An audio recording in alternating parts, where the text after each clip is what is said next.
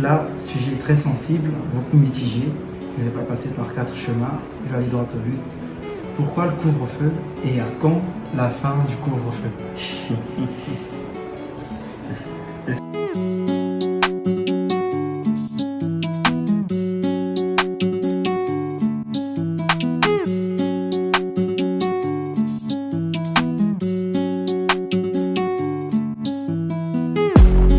Après la nomination du ministre Kofi Nguessan, arriva Dr Moussa Diaby au poste du directeur général de l'INPHB. Et nous allons à la rencontre de ce dernier à travers ce premier échange ouvert depuis sa nomination. Bonsoir monsieur. Bonsoir. Monsieur Moussa Abdoul Kader Diaby, directeur général de l'INPHB. Et donc on va introduire avec cette première question.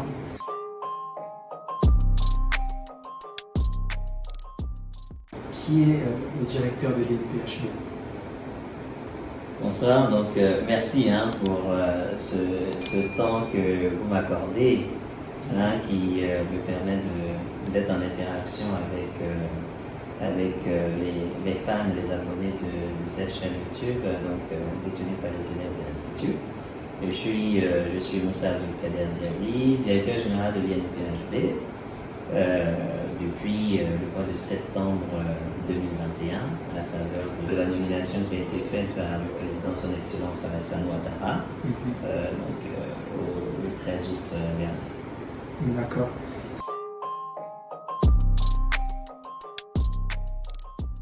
Et monsieur le directeur, vous êtes arrivé, comme vous l'avez dit, en septembre 2021. Vous avez remplacé monsieur Kofi Nguessan, actuellement ministre de l'enseignement technique. Nous aimerions connaître votre parcours et comment vous êtes passé de là où vous étiez à directeur général de l'INPHB. Bien, effectivement, moi j'ai un parcours, je dirais, qui est, je ne sais pas si je dirais qu'il est atypique, mais je suis d'abord diplômé, j'ai eu mon diplôme de baccalauréat obtenu en tant qu'élève au lycée scientifique de Yamoussoukro. Après mon bac, je devais venir à l'INPHB, mais j'ai pu bénéficier d'une bourse d'études, bourse nationale, pour aller étudier en classe préparatoire aux grandes écoles en France. J'ai fait mes classes prépa à Paris, au lycée Jacques Decour. Après mes classes prépa, j'ai été faire mon cycle d'ingénieur à l'École nationale supérieure de chimie de Lille, qui est aujourd'hui dans le réseau de l'École centrale de Lille. Et j'ai fait mon doctorat à l'École polytechnique, à Palaiseau, à Paris, en France.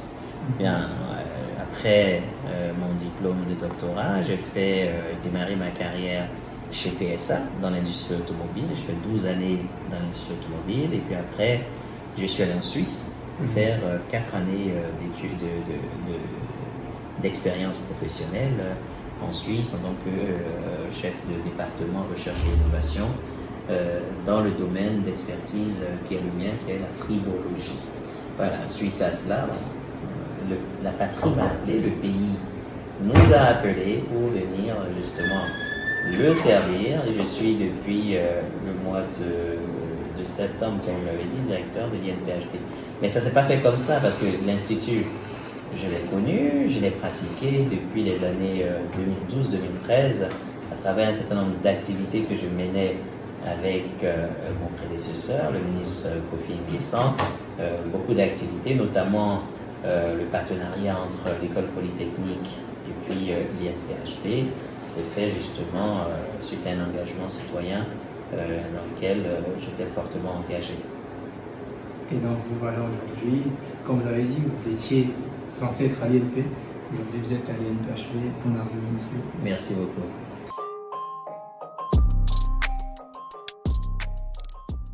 Donc dès votre arrivée, vous êtes à la tête de la meilleure école de la Côte d'Ivoire. Vous trouvez un cadre, vous trouvez un personnel.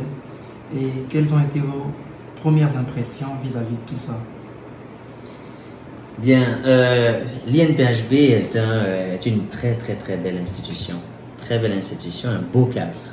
La verdure, l'environnement, l'espace vert bien entretenu, des élèves responsables, respectueux, c'est ce qui frappe le plus même quand on a des visiteurs externes qui arrivent, ils sont tout de suite surpris du respect en fait que dégagent les élèves. Et puis les enseignants engagés, dévoués, parce que contrairement à d'autres établissements, l'INP, c'est le plein temps pédagogique qui est la règle de base. Donc les enseignants, c'est d'abord la priorité à l'enseignement avant toute autre chose. Donc ils sont fortement engagés.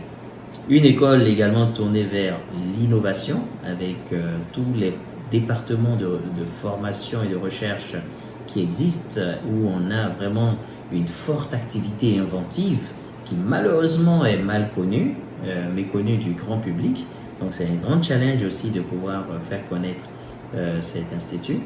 Et puis c'est une école qui est dotée d'un patrimoine foncier très très très important qui nécessite d'être vraiment valorisé.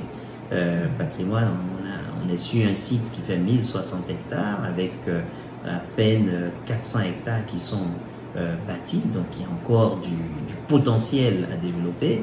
Et si on rajoute à ce potentiel la réserve foncière de 1100 hectares dédiée à la technopole, je pense que l'INPHB est un institut vraiment propice au développement. Et puis c'est aussi un institut qui a une forte domination sous-régionale, on dira même africaine, parce que quand on voit le nombre de partenaires justement qui frappent à la porte de cet institut, je pense que on a de quoi être fier d'abriter, en tout cas d'avoir au sein de notre pays cette institution. Et c'est une école également ouverte puisque l'établissement reçoit des étudiants, des élèves provenant de différents pays d'Afrique. Donc ça aussi c'est un point fort. Notre ambition, ce sera maintenant de faire de la double diplomation dans les deux sens pour pouvoir accueillir également des personnes qui viendraient des pays du Nord, d'Europe, d'Amérique, etc., intéressés à venir étudier dans un environnement comme celui de notre institut. Voilà, donc beaucoup de potentiel, du personnel qualifié, enseignants, personnel administratif et technique, mais également des élèves brillants, dotés de beaucoup de talent, beaucoup de potentiel et qui font la fierté de notre pays et de leurs différents pays d'origine.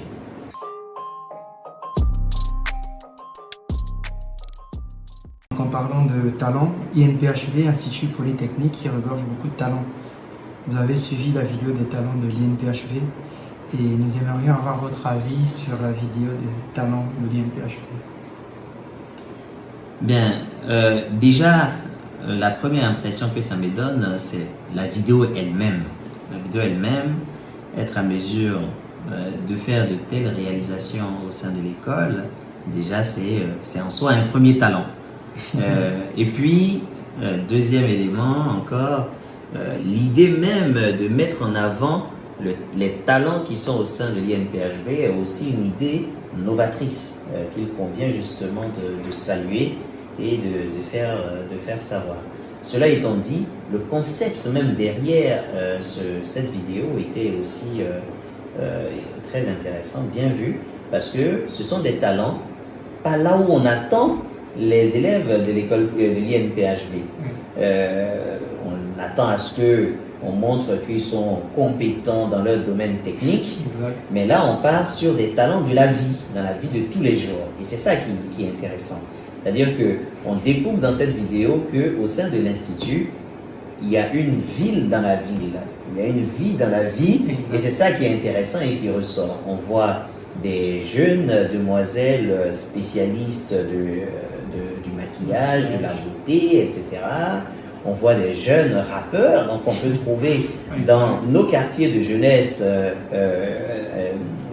là où on a grandi et tout, on voit des jeunes footballeurs, basketteurs, donc on voit dans tous les domaines. Et puis ensuite, on voit d'autres passionnés plus par l'entrepreneuriat et qui se développent, et qui développent même des business parallèles au sein de l'Institut. Donc c'est tout ça qui sort de cette vidéo, et que je pense qu'il faut qu'on aille voir ce qui se passe dans l'autre ville au sein de la ville de Yamoussoukro, donc cette ville que représente le campus de l'INPHB.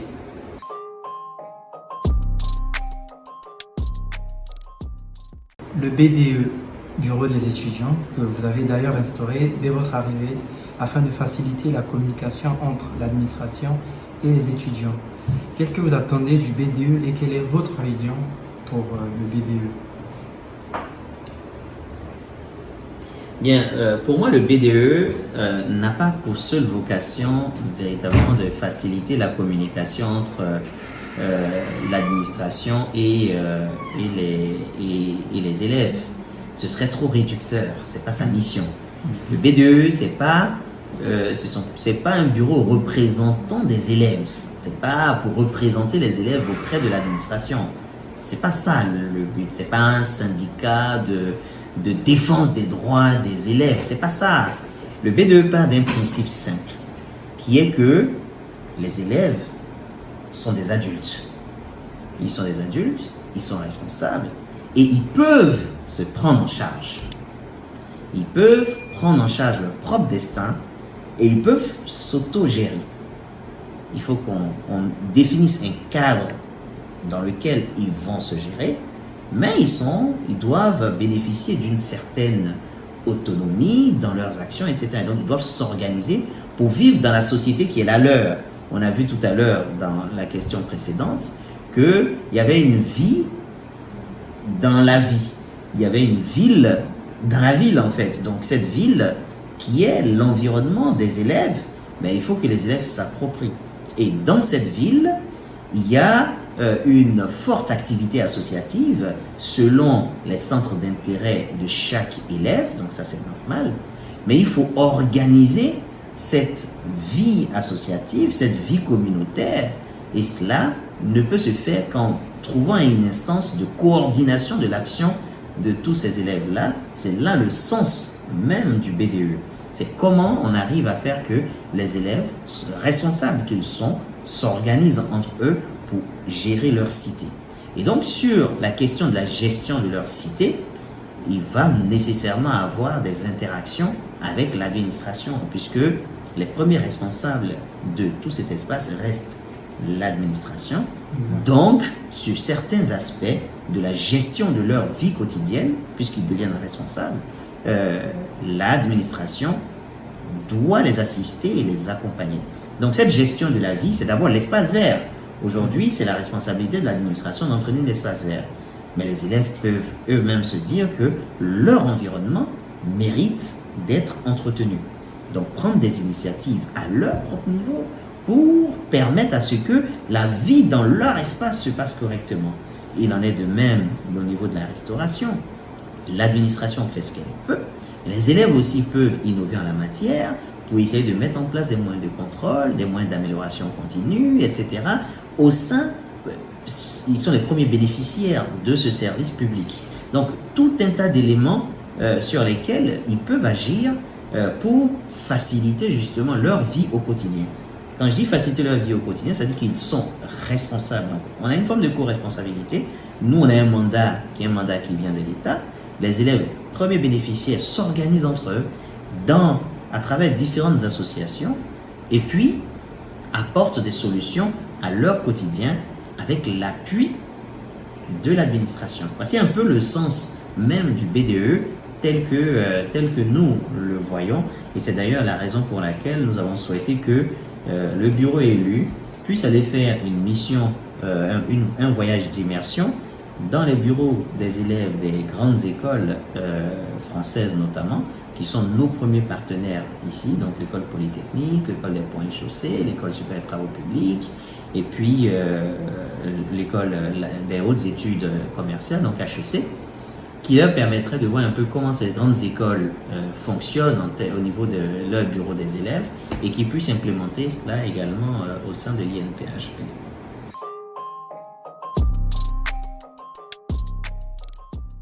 Et donc là, sujet très sensible, beaucoup mitigé. Je ne vais pas passer par 4 chemins, je vais aller droit au but. Pourquoi le couvre-feu et à quand la fin du couvre-feu? Bon, je me contredirais si je dis que le couvre-feu c'est une mesure forcément à garder, à pérenniser, puisque je pars du principe que les élèves sont grands, sont des adultes et qu'ils doivent s'auto-gérer et être responsables de leur autogestion, mais dans un cadre définis par l'administration. Donc ça, c'est le premier point. Bien, le couvre-feu a été instauré il y a quelques années quand il y avait la Covid. Quand il y avait la Covid, il fallait mettre les élèves en sécurité, éviter qu'ils sortent pour être au contact d'éventuelles personnes qui seraient contaminées, éviter que des personnes externes arrivent sur le site et que le virus se propage au sein de l'Institut. Donc le but, c'était vraiment d'avoir une meilleure maîtrise. Vous savez que les élèves, quand ils arrivent au sein de l'Institut, ils sont sous la responsabilité de l'administration. Donc, s'il arrive un petit souci, nous sommes les premiers responsables. Ils quittent leurs parents souvent à 500, 600, 700, et pour ceux même qui viennent de l'étranger, à plus de 1000 km. Donc, la première responsabilité qu'on a, c'est d'abord d'assurer leur sécurité, la santé au sein de l'Institut. Donc, tout part de là, et tout ceci a permis de justifier cette mesure. C'est vrai que la Covid est maintenant mieux maîtrisée, je ne dirais pas derrière nous, puisque les mesures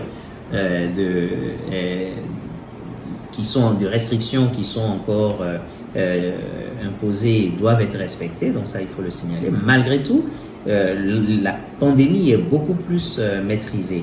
Donc, est-ce que ça doit être maintenu? Je ne pense pas que ça soit à maintenir dans la forme actuelle. Parce qu'effectivement, 20 heures, c'est beaucoup trop tôt. Et l'analyse que je fais, en tout cas des quelques mois que j'ai eu à passer, je constate qu'il y a quand même une recrudescence de la tension entre les élèves et les agents de sécurité, les élèves et le personnel qui surveille, de surveillance, etc. Donc, je pense qu'il faut clarifier un peu, il faut mettre un peu plus de fluidité dans la relation qui puisse exister entre les agents de sécurité et puis les élèves. C'est pour ça que je pense que c'est une mesure qui pourrait être révisée, qui va être révisée. Par contre, je pense qu'il faut maintenir des heures limites d'entrée et d'accès. Nous sommes dans un établissement public, nous ne sommes pas dans un champ, dans une ville ouverte, même si j'ai dit que c'était une ville, mais ce n'est pas une ville ouverte, c'est une ville qui est fermée. Donc, des heures d'entrée et des heures d'ouverture et des heures de fermeture. Donc ça me semble logique et normal à maintenir et à définir. Par contre, est-ce que c'est 20 heures, 21 heures, 22 heures, etc. Donc ça, ce sont des sujets qui peuvent être discutés. Et moi, je demande justement, parce que les élèves sont responsables, à travers le bureau des élèves, qu'ils se saisissent de la question et qu'ils réfléchissent et qu'ils nous fassent des propositions et qu'on puisse analyser en fait. On est vraiment dans une forme de co-responsabilité dans la gestion de la question liée à la vie estudiantine. Donc que les élèves réfléchissent, qu'ils nous fassent des propositions et puis vous avez vu qu'on est ouvert à ce que ce soit révisé. Par contre, dans un cadre bien précis, avec certaines limitations. Donc, autour de tout ceci, on peut véritablement discuter. Donc, moi, j'incite vraiment les élèves à faire des propositions. Et puis, avec l'administration et puis le conseil d'institut, on pourra prendre des décisions qui vont bien. Donc, sur la question, les propositions sont attendues dans le bureau du directeur, auprès du BDE ou peut-être même dans les commentaires afin qu'on puisse rapporter auprès du directeur.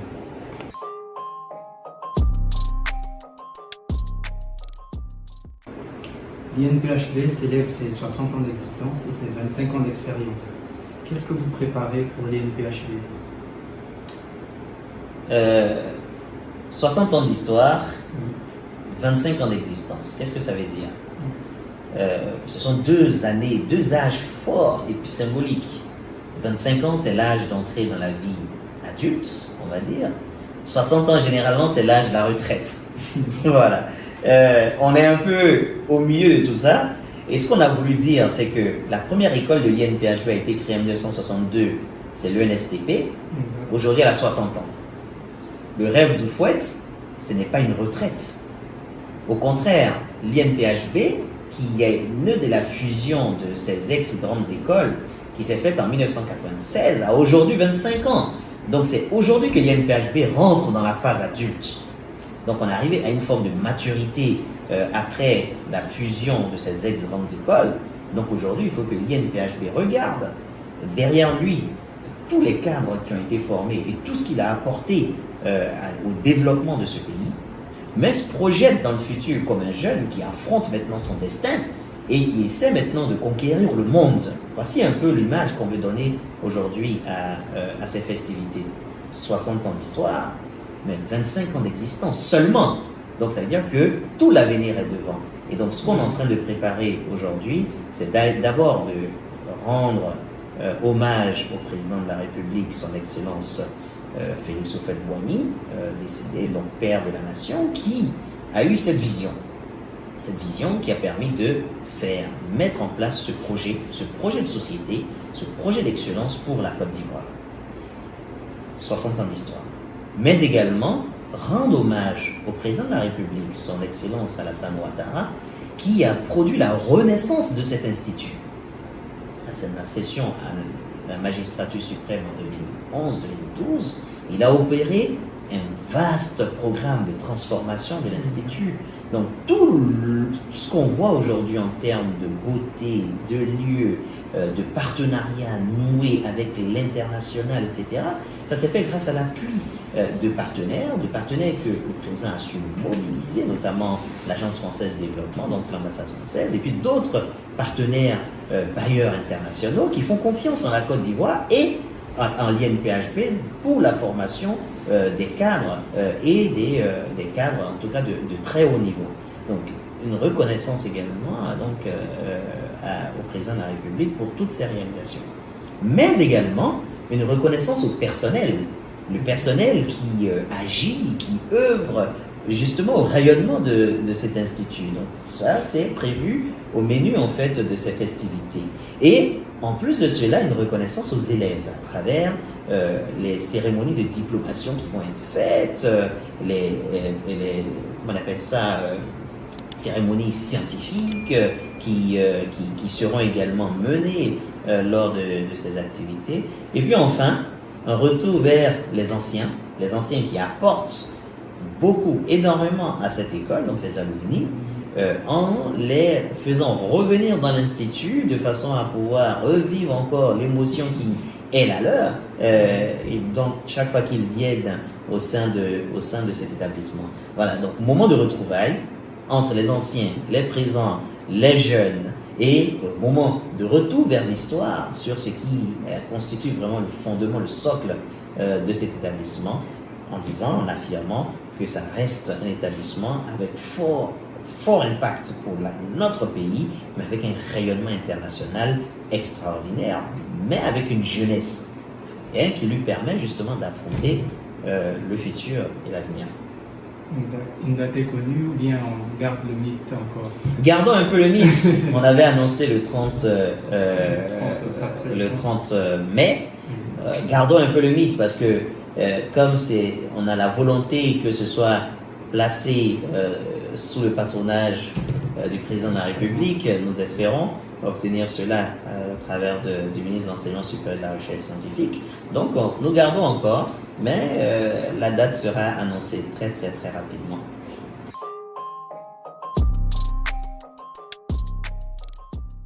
Aujourd'hui, vous vous adressez à tous les polytechs, à tous les étudiants de la Côte d'Ivoire à travers cette chaîne YouTube.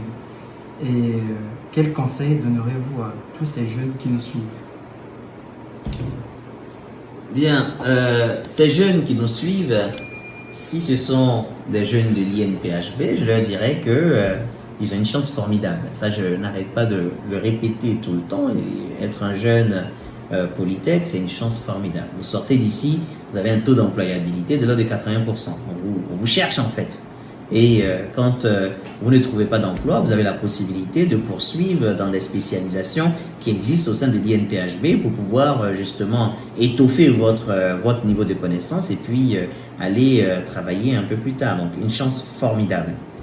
Être polytech, si c'est vous qui m'écoutez encore, c'est aussi une chance parce que le réseau dont on a parlé, qui est le réseau des alumni, est un réseau fort qui permet justement, et qui c'est d'ailleurs ce qui facilite ce taux d'employabilité dont je viens de parler à l'instant.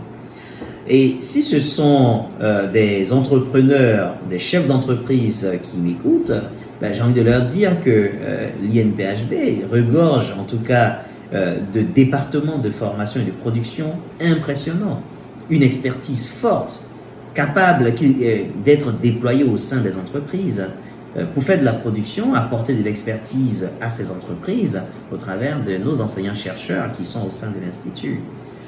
Si ce sont des jeunes élèves de seconde, première, terminale qui nous écoutent, je dirais que effectivement, la sélection pour entrer à l'INPHB est très élevée.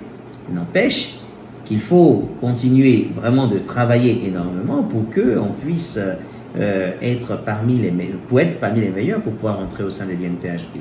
Et j'ai envie de dire aussi que l'école a atteint un tel niveau que vraiment plus besoin, mais sincèrement là je le dis en toute honnêteté et en toute franchise, plus besoin après le bac vraiment d'aller à 6000 km, 7000 km, 8000 km d'Abidjan pour des formations supérieures. Si vous arrivez à rentrer, à être parmi les 700, 800, 900 premiers bacheliers ivoiriens, en tout cas sélectionnés, venez à Yamoussoukro.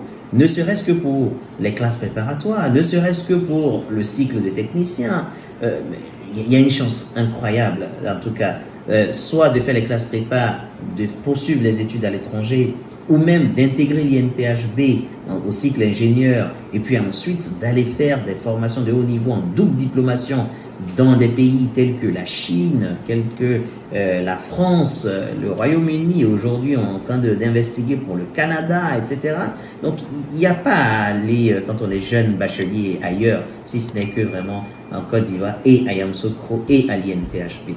Et après, si ce sont des personnes non diplômées, des personnes qui sont en phase de reconversion, qui nous écoutent, sachez qu'à l'INPHB, nous avons des incubateurs qui sont ouverts à tous, diplômés, pas diplômés, porteurs de projets, etc., qui bénéficient d'un écosystème qui leur permet de faire monter en maturité leur projet de création d'entreprise de façon technique, mais également qui leur permet aussi non seulement de monter en maturité, mais de se lancer progressivement. Mais si ce sont déjà des entrepreneurs, de jeunes entrepreneurs, sachez qu'à l'INPHB, vous avez aussi la possibilité de venir vous installer, y héberger votre start-up dans une forme de pépinière également jusqu'à ce que vous deveniez solide financièrement pour prendre votre envol. En fait, ce que je suis en train de dire, quelle que soit la personne qui nous écoute, à l'INPHB, vous avez une solution pour vos besoins.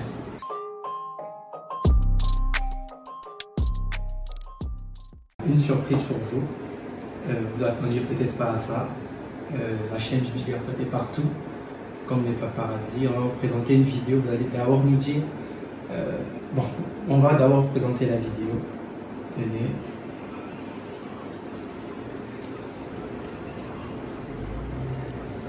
Donc, ce jour, c'est à l'arrivée du président Alassane Ouattara à Yamoussoukro. Et d'être rencontré avec votre prédécesseur, le ministre Kofi Nguessan. Et on a senti que vous étiez beaucoup attentif à son message ce jour. Qu'est-ce qu'il vous a dit ce jour-là? Ok, je vois que les images sont volées. Hein? Ok, effectivement, lors de la visite du président de la République, déjà, premier point, il a fallu mobiliser les élèves, parce que c'était une visite d'État. Le président arrivait justement dans le cadre pour une visite d'État et pour effectuer un congrès ici à Yamoussoukro. Les élèves de l'INPHB sont mobilisés massivement pour aller à son accueil la veille, donc le lundi, et puis le mardi également, été mobilisés à la fondation Félix Houphouët-Boigny, la recherche de la paix, pour assister au congrès. Bien, effectivement, ce lundi, lors de l'accueil, le ministre Kofi Nguessan était également présent, et puis je lui annonçais en effet que 8 de nos élèves de classe prépa sont admissibles au concours très sélectif d'entrée à l'école polytechnique en France. 8. Le concours d'admission devait se dérouler quelques semaines plus tard, donc il me donnait les conseils, les astuces en tant qu'ancien directeur général de l'Institut, quelles sont les différentes astuces si on veut maintenir le cap et pour se donner toutes les chances d'avoir le maximum d'admis au sein de l'INP. D'ailleurs, nous attendons la formation, le concours s'est tenu, nous prions On espère que nous allons avoir 8 admis sur les 8 admissibles. Voilà. Merci. Ouais. Et donc, merci monsieur le directeur. C'est déjà la fin de la vidéo. Je remercie à mon équipe La Régie. N'hésitez pas à dire ce que vous en pensez dans les commentaires, à mettre un pouce bleu, à liker, à partager. Et on se dit à très bientôt pour une prochaine vidéo. Formalité, on est dans le système. Tout n'est que vanité, mais pour bien le mériter, faudra insister.